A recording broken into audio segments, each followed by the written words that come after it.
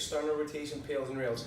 I'm with my good client Colleen here, who is a far better mover than me, and she's going to kindly help us demonstrate. Now, when we're getting sorted for our hip ER Pails and Rails, the best position to do this is standing, so the likes of a plyometric box like this, a yoga table, a physio table is perfect. If you haven't got access to either of those, you can do it off your general gym bench, and it will be in like a bent leg position, and you could have your knee up on a couple of yoga blocks. We just sort of go about it from that angle. Now, the way to get this started is we're going to have the back leg completely straight. We're going to have a nice tall spine, and we're going to make sure that we have a 90-degree angle between the hip, the knee, and the foot. Okay?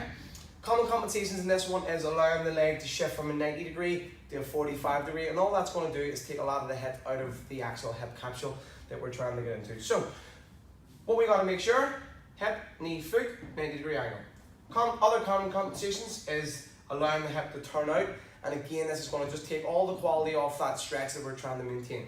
Okay, so keeping ourselves in a nice tall spine, we want to extend our hips to the wall behind us. This is going to really open that hip capsule up and get right in. You'll know you've done this correctly if the stretch almost doubles. If it hasn't, you haven't fucking done it correct, okay?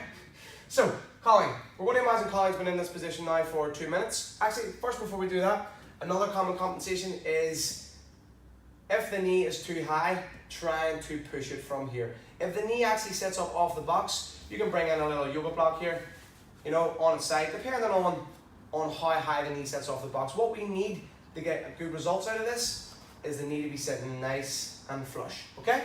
So, Colleen's now been in this stretch for 2 minutes. It's now time to start the peels. And the peels for this one is driving the knee and the foot into the box as hard as you can.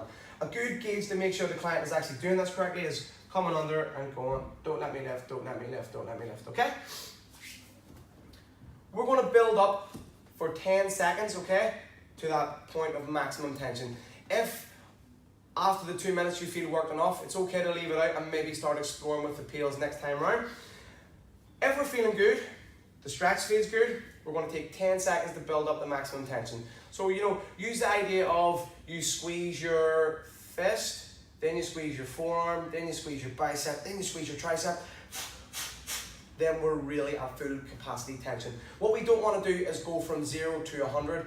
The likeliness of injury multiplies when we go through it. Now, after we've built up to the maximum tension, we will hold it for another 10 before then going to the rails portion. And the rails portion is going to be thinking about lifting the heel off first, then the knee. If you can actually get it off and lift it off the box, you probably haven't started as deep in the stretch as you should have.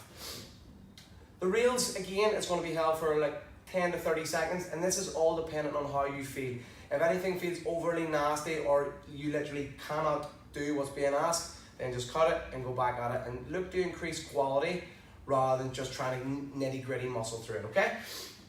After our first round of peels and rails, we're going to chill out in the position for another, say 4 to 5 breaths before repeating the peels and rails cycle again. Push, push, push, push, push, push, push. Connect that breath, connect that breath, connect that breath. A really important part that a lot of people forget about, they get into these stretch positions and they tend to hold their breath. The body is never going to associate this position with safety, and the central nervous system is never going to make the adaptations unless you can breathe properly and show the body that you have control. So, we've now repeated this situation twice. We're going to very gently slide out, and then we can go on about the rest of our external rotation work. First, we must create the space, then we work the new space or the new movement window that we've just created. Hope this is of some help, folks. Thank you very much.